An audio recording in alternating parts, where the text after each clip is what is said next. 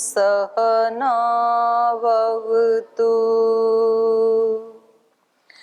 सहनौ भुनक्तु सह वीर्यं करवावहै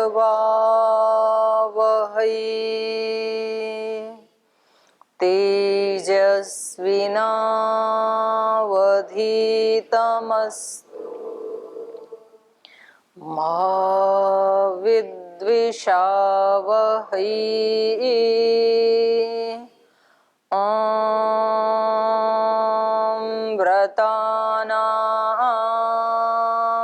व्रतपते व्रतं चरिष्यामि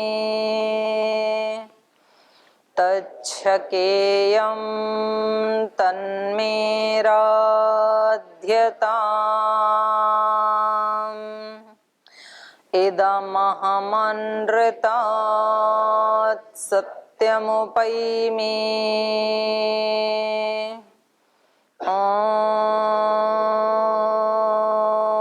शान्ति शान्ति शान्तिः।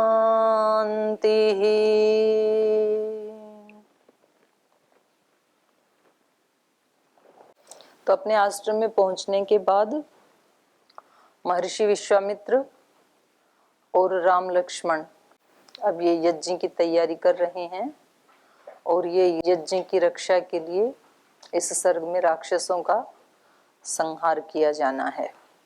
तो हमने 3 श्लोक तक पढ़ा था। देश काल परिस्थितियों को जानने वाले और अपने कर्तव्य के प्रति अत्यंत निष्ठावान श्री राम लक्ष्मण जैसे ही आश्रम पहुंचे और रात्रि व्यतीत की तो सुबह उठ करके अपने प्रातः काल के दैनिक कार्यों को संपन्न करके और गुरु के पास आकर के उन्होंने पूछा कि किस काल में ये निशाचर आते हैं ताकि उस काल का अतिक्रमण न हो।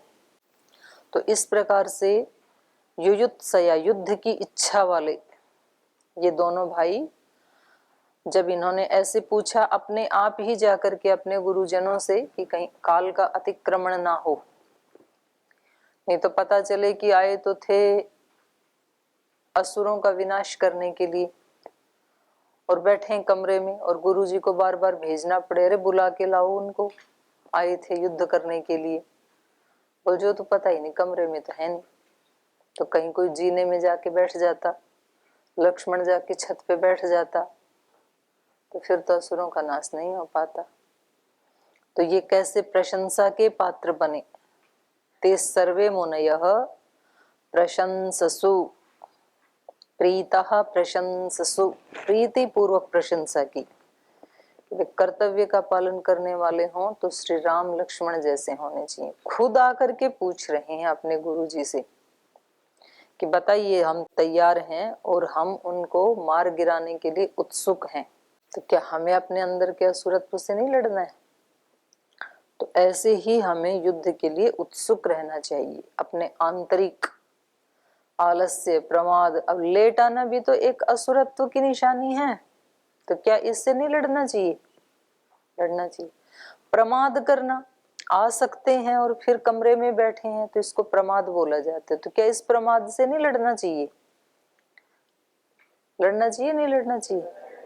लड़ना चाहिए। तो उसके लिए तैयार रहना चाहिए। एक भी अवसर उसका अतिक्रमण नहीं होना चाहिए। एक बार अतिक्रमण हो गया, एक बार आप उसके शिकार हो गए तो फिर वो बार बार आते हैं हमारे जीवन में। तो ये कैसे हैं? युयुत्सया, युद्ध के लिए इच्छुक हैं। सर्वे ते मुनयः, इसलिए वहां रहने वाले जो भी मुनि हैं उन सब की ये प्रशंसा के पात्र हैं। उन्होंने प्रशंसा की प्रीति पूर्वक नृपात्मजौ, इन राजकुमारों की प्रशंससु। आगे कहा, उन्होंने पूछा ना कि हमें क्या करना है, किस समय आते हैं, तो वो जो दूसरे मुनि थे, विश्वामित्र के जो सहयोगी थे, आश्रम में रहने वाले थे, उन्होंने कहा अद्य प्रभृति षड्रात्रं रक्षतां राघवौ युवां दीक्षां गतो ह्येष मुनिर्मौनित्वं च गमिष्यति। अद्य प्रभृति, आज से लेकर के, षड्रात्रम रक्षताम, राघवौ, हे रघुकुल में पैदा होने वाले दोनों राजकुमारों, युवाम, आप दोनों को क्या करना है, अद्य प्रभृति षड्रात्रम रक्षताम, आज से लेके 6 दिन तक आपको रक्षा करनी है बराबर। 6 दिन का अनुष्ठान है ये। दीक्षाम गतो ही एष, जो गुरुजी हैं, विश्वामित्र जी हैं, ये दीक्षा में दीक्षित हो गई हैं, इन्होंने दीक्षा ले ली है इस अनुष्ठान की, इसलिए मौनित्वम च गमिष्यति मुनि, अब ये तो आज से मौन में प्रतिष्ठित हो जाएंगे, ये नहीं बोलेंगे। और आपको 6 दिन 6 रात्र, तो 6 दिन तक पूरा आपको जग करके रहना है, रक्षा करनी है आपको। तौ तु तद्वचनं श्रुत्वा राजपुत्रौ यशस्विनौ अनिद्रं षडहोरात्रं तपोवनम् अरक्षताम्। तौ तु तद्वचनं श्रुत्वा, तौ राजपुत्रौ यशस्विनौ, तौ यशस्विनौ राजपुत्रौ, वे दोनों यशस्वी जो राजकुमार थे, उन्होंने तद्वचनं श्रुत्वा, उन मुनियों के इस वचन को सुनकर के, अनिद्रम षड अहोरात्रम, उन्होंने क्या किया, 6 दिन और 6 रात जगते ही रहे लगातार। बड़ी कठोर तपस्या है। गुरुजी तो तप अनुष्ठान कर रहे हैं, सो कर ही रहे हैं, लेकिन सेवा करने वालों का अनुष्ठान कोई छोटा थोड़ी होता है। गुरुजी तो अनुष्ठान में लगे हैं और ये सेवा में ना सो रहे हैं रात को और ना दिन में विश्राम कर रहे हैं। तो ऐसे असुरत्व का विनाश करने के लिए अहरनिश जाग करके रहना होता है। जब तक असुर मर ना जाए तब तक पलक नहीं झपकनी है, ये नियम बता रही है रामायण में असुरों का नाश करने के लिए। तो बोल जी फिर तो हम बीमार हो जाएंगे नहीं सोएंगे तो यहाँ जागने का मतलब क्या है, या निशा सर्वभूतानाम तस्याम जागृति संयमी,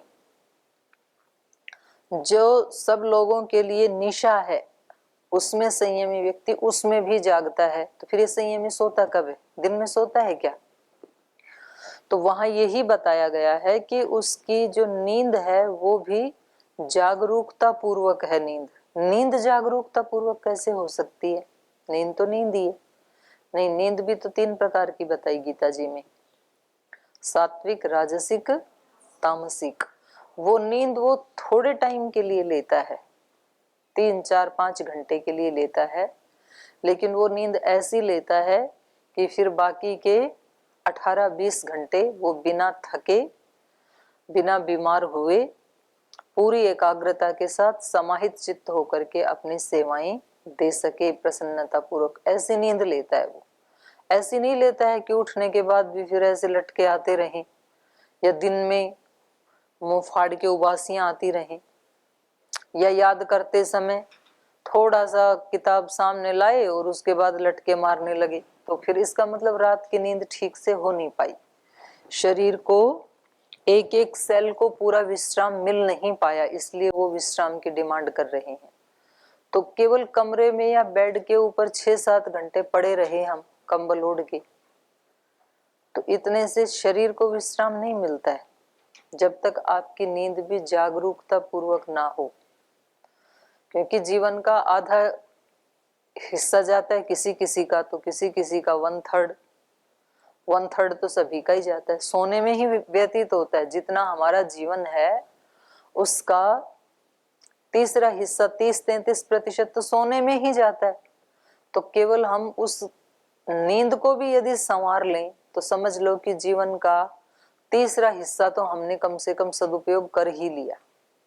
तो बचे 2 फिर, तो वो भी ठीक हो जाते हैं। तो सोना भी नहीं आता है लोगों को, और जिनको सोना नहीं आता उनको जागना तो बिल्कुल ही नहीं आएगा।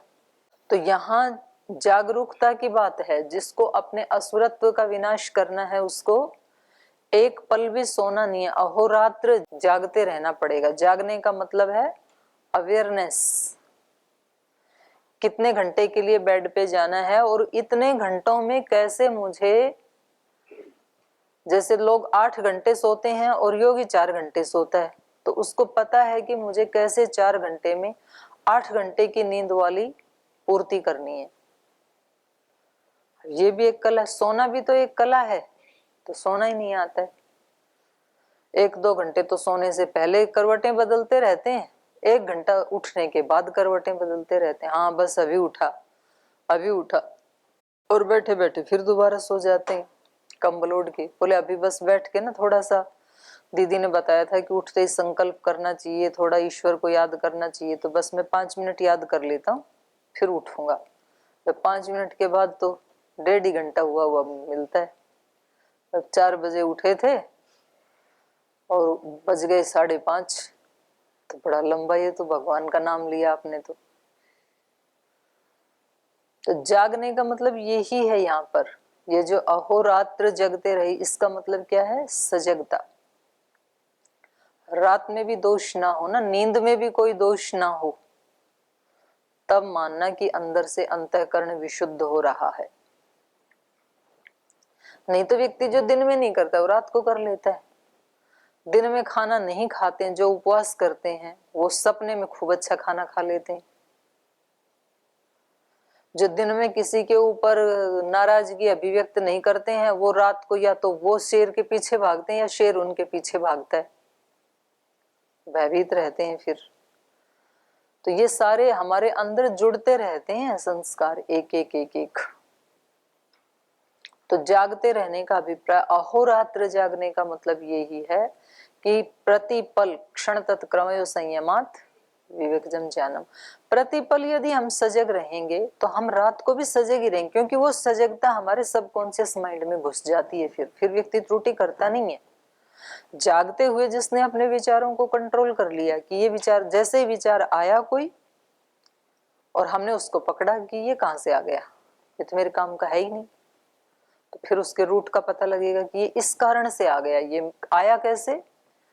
किसी चीज को मैंने देखा और उससे संबंधित व्यक्ति की याद आ गई मेरे को, तो हम तुरंत उसको कैंसिल करेंगे, नहीं ये विचार नहीं, क्योंकि मन को कुछ नया चाहिए और नया हमारे पास होता नहीं है। मन पूछता है कि अच्छा ये विचार ना उठाऊं तो कौन सा उठाऊं, तू बता मेरे को। तो फिर मन को बताओ कि जो काम कर रहा है इससे संबंधित विचार उठा तू, इसकी गहराई में जा, जो चीज तेरे सामने है। इधर तो तेरा ध्यान ही नहीं है, मैं कुछ और कर रहा हूं, तू कुछ और सोच रहा है। तो अब मन को ऐसी हमने आदत डाल दी कि हम कहीं होते हैं, मन कहीं और होता है, मन हमारा कहना मानता ही नहीं है। तो ये असुरत्व का विनाश करने का सबसे पहला लक्षण है जो श्री राम और लक्ष्मण ने अपनाया। क्या है ये? अहर्निश जागते रहना।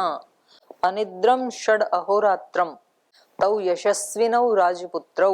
वो यशस्वी राजपुत्र, यश की प्राप्ति किसको होती है? जो सुबह सुबह आचमन कर लेता है। सत्यम यशः श्रीर्मयी श्रेहि श्रयताम स्वाहा। और वो भी बस जो आगे बैठे हैं उसके हवन कुंड के पास, वो वही करते हैं, बाकी तो बोलते भी नहीं। और हवन कुंड के पास बैठने वालों को भी इतना मंत्र बोलने से तो सत्य और यश की प्राप्ति नहीं ही होने वाली है। जो संकल्प लिया है उसके प्रति जागरूक भी रहेगा, जो पूरे दिन सत्यम यशः, सत्य के लिए और यश के लिए। यश किसका होता है? गुरुकुल में आपके आसपास, आपकी कक्षा में या आपकी पड़ोसी कक्षा में कौन विद्यार्थी सुयश को प्राप्त करता है? नहीं, कीर्ति किसकी है? यश और कीर्ति तो एक ही बात है। कौन कीर्ति को, यश को प्राप्त करता है? जो विद्याभ्यासी है और जो व्रताभ्यासी है। सभी व्रतों का भी पालन करता है और विद्या का भी। दो ही तो काम करने हैं आपको, एक भी नियम को मिस नहीं करता है और पढ़ाई में सबसे अव्वल रहता है, तो वो उस व्यक्ति का सुयश होता है। और स्वभाव आचरण व्यवहार जिसका विनम्रता से युक्त है, क्योंकि अर्जन काल में तो वैसे तो हमेशा ही रहना चाहिए, पर अर्जन काल में तो विशेष रूप से रहना चाहिए। जब हमें कुछ उपलब्धियां प्राप्त करनी है तो ईश्वर से तो अर्जन काल हम आत्माओं का हमेशा ही रहता है, तो कुछ ना कुछ तो ईश्वर से लेना है, तो हमारा आचरण विनम्रता पूर्वक ही होना चाहिए। लेकिन विद्या काल में तो विशेष रूप से होना चाहिए, क्योंकि गुरुजनों से भी हमें कुछ लेना होता है। तो जो विद्याभ्यासी है, जो व्रताभ्यासी है, आचरण व्यवहार में जिसके सरलता है, विनम्रता है, पुरुषार्थ करता है, विवेकी है, ऐसे व्यक्ति का ही तो यश होता है ना। वही व्यक्ति तो यश को प्राप्त करता है। तो यहाँ इनके लिए शब्द का प्रयोग किया यशस्वी नौ, यशस्वी। तो व्यक्ति को ये सोचना चाहिए कि आज दिन भर जो भी काम करूंगा वो कैसे करूंगा जिससे यश की प्राप्ति हो। और नहीं तो व्यक्ति अपने प्रमाद में ना, मतलब अच्छी चीजों को भी वो नेगेटिविटी के साथ उड़ा देता है। बोले कोई हमारे यश का गान करे ना करे, हमें क्या लेना देना इससे, ये जो ज्यादा चापलूस हैं इन्हीं के यश का गान होने दो, हमारे को चापलूस नहीं बनना किसी का।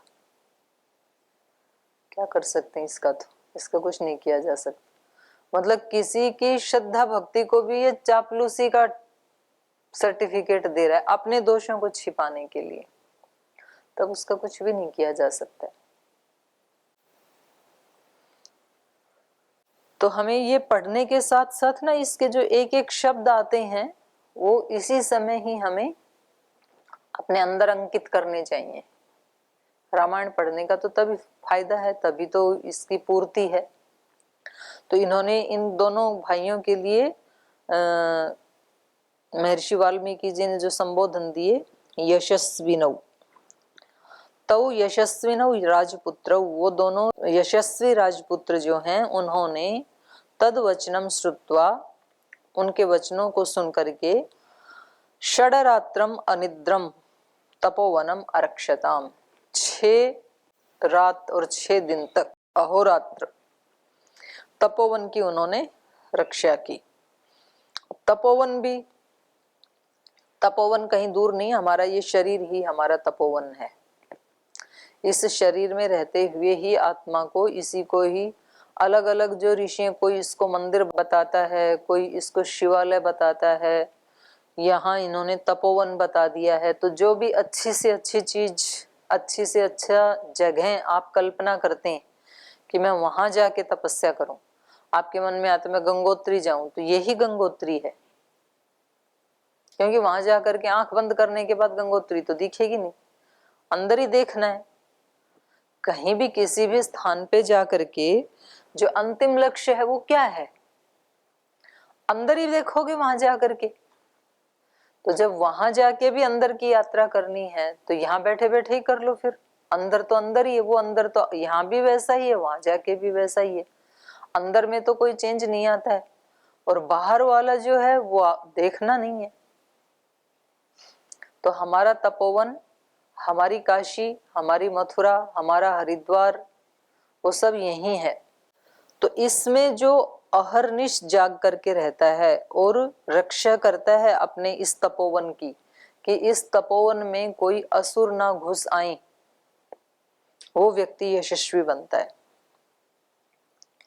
उपासांचक्रुतो वीरौ यत्तो परम धन्विनौ रक्षतो मुनिवरम विश्वामित्रम अरिंदमौ। उपासांचक्रतु वीरौ यत्तौ परम धन्विनौ, तौ परम धन्विनौ वीरौ, उन परम धनुर्वीरों ने, धनुष धारण करने वाले धनुर्धर, परम धन्विनौ, उन परम धनुर्धरों ने, तौ वीरौ, उन दोनों वीरों ने, ररक्षतु मुनिवरम, मुनिवर की रक्षा की, विश्वामित्रम, विश्वामित्रम मुनिवरम, इन दोनों भाइयों ने, अरिंदमौ, शत्रु का दमन कर देने वाले, इन दोनों भाइयों ने विश्वामित्रम मुनिवरम रक्षतु, मुनि विश्वामित्र की रक्षा की, उसमें लग गई। उपासान चक्रतु, उपासान चक्रतु मतलब ऐसा उन्होंने किया, उनकी रक्षा में वो लगे रहे, उपक्रम किया। ये अथ काले गते तस्मिन् षष्ठे तदात् गते सौमित्रिम् अब्रवीत् रामो, ये यत् तो नहीं है, यत्त्वम्, यत्त्वं भव समाहितः रामस्यैवं ब्रुवाणस्य त्वरितस्य युयुत्सवा प्रज्ज्वाल ततो वेदिः सोपाध्याय पुरोहिता सदर्भश्चमसश्रुका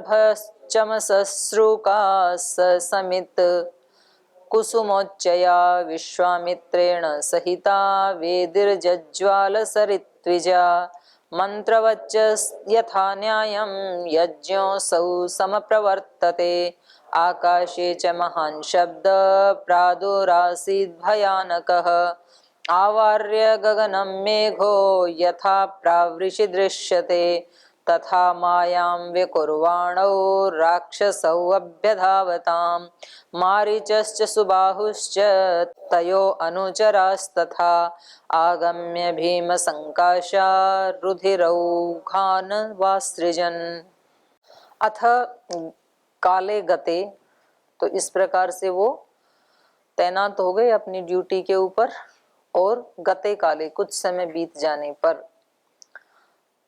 तस्मिन गते काले, उसमें से वो जो 6 अहोरात्र का टाइम था उसमें कुछ समय बीत जाने पर, षष्ठे अहनी, छठे दिन, षष्ठे अहनी तद आगते, छठे दिन आया असुर। षष्ठे दिवसे तदागते, जब छठा दिन आया तब सौमित्रीम अब्रवीत रामा, राम ने सुमित्रा नंदन लक्ष्मण से कहा। सुमित्रा का पुत्र सौमित्री, सौमित्रीम, सुमित्रा के पुत्र लक्ष्मण को राम अब्रवीत, राम ने कहा, यत् त्वं भव समाहित,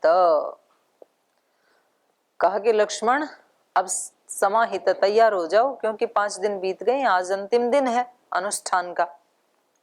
और ज्यादातर असुर ना कब अटैक करते हैं, जब थोड़ी सी साधना बढ़ जाती है तब, उससे पहले नहीं करते। उससे पहले तो आप भी वैसे, असुर भी वैसे ही, क्यों करेंगे? जब कोई साधना करेगा तब बाधाएं ज्यादा आती हैं, ये पक्की बात है।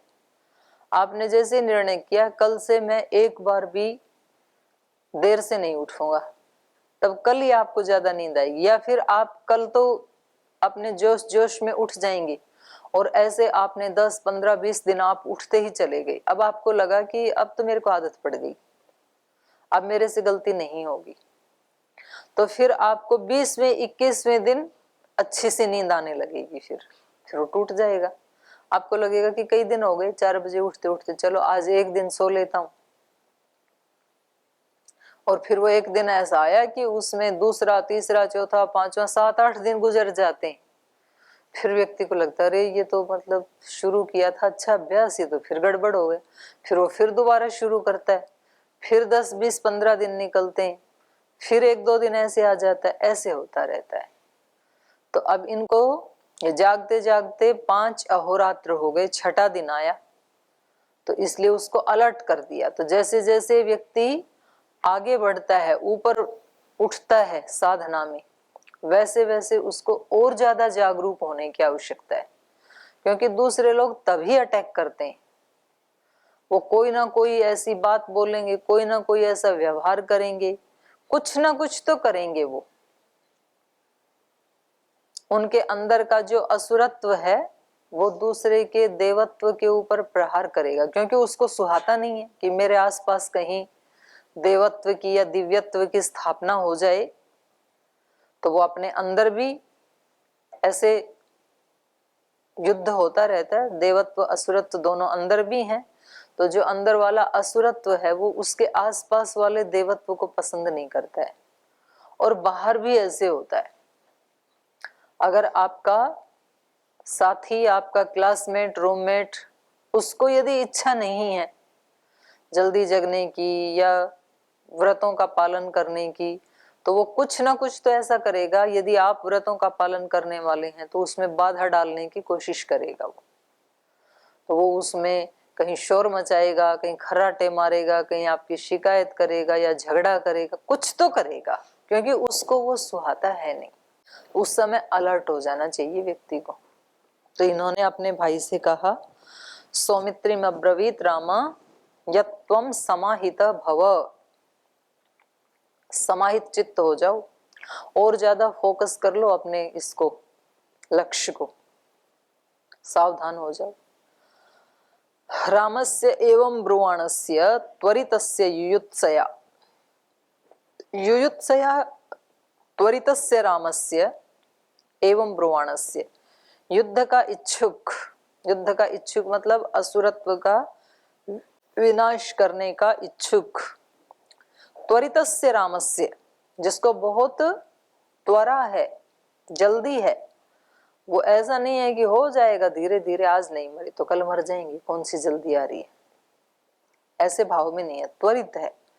युयुत्सया त्वरितस्य रामस्य, जो बहुत उतावलेपन में है, बहुत जल्दी में है, त्वरित मतलब जल्दी में, जल्दी वाला जो राम है उसके ब्रुवाण से, ऐसे कहे जाने पर, उसने ऐसे जैसे ही कहा लक्ष्मण को, ऐसे ही क्या हुआ, प्रज्ज्वाल ततो वेदी ही, वेदी प्रज्वलित हो गई। और स उपाध्याय पुरोहितः, उपाध्याय सहित और पुरोहितों सहित, तो पुरोहित तो जो वहां के रहने वाले अन्य अन्य ऋषि हैं वो हैं, और उपाध्याय कौन है यहाँ पे, महर्षि विश्वामित्र। तो ब्रह्मा पुरोहित सब ऋत्विजों के सहित उसी समय यज्ञशाला में वेदी प्रज्वलित होगी, माने यज्ञ शुरू हो गया। तो प्रातः सायं ऐसे जो होते हैं अनुष्ठान, तो जैसे ही इन्होंने कहा सावधान हो जाओ, वैसे उधर अग्नि जल गई, माने यज्ञ शुरू हो गया।